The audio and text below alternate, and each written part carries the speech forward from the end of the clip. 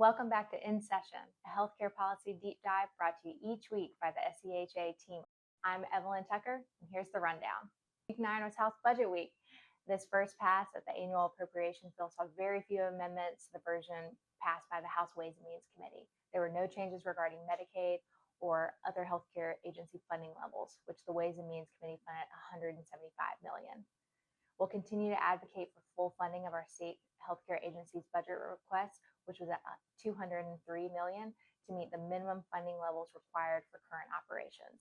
On the workforce side, while SE wins and the nursing initiative have dollars on the line, we'd like to see new investment in other workforce shortage areas like allied health. As far as the budget process goes, we have several steps to go before the new fiscal year begins on July 1st. The House tends to focus their efforts on the end of session after the Board of Economic Advisors updates their funding forecast.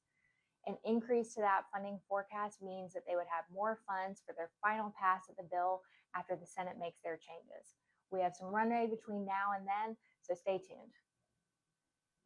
While the House was focused on dollars, the Senate took up several key pieces of legislation this week. The Senate Judiciary Committee passed out the HALO Act on Tuesday. Addressing workplace violence is a top priority for our hospitals, and the HALO Act is a great first step in that direction. Judiciary members passed out an amended version of H 4763, the House bill. The amendment, a strike and insert, replaced House language with the Senate version of the bill, which does not include healthcare workers. This procedural move will allow the bill to bypass going through the House committee process again should it pass the full Senate. With that being said, we need your continued participation now more than ever in our grassroots campaign to let senators know how vital it is to include all healthcare workers alongside our law enforcement and EMS partners.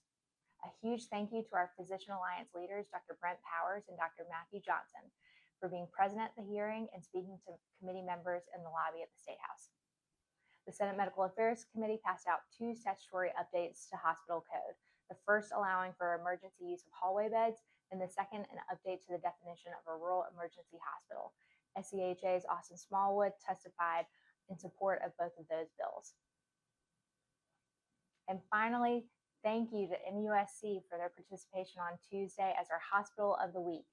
Regional leaders were able to come to the State House and join us to talk with House leaders while they discuss budget and senators as they went about their business. We look forward to having Prisma Health here in 2 weeks. Thanks again for your time, for your advocacy, and for your support. Until next week, when we're in session.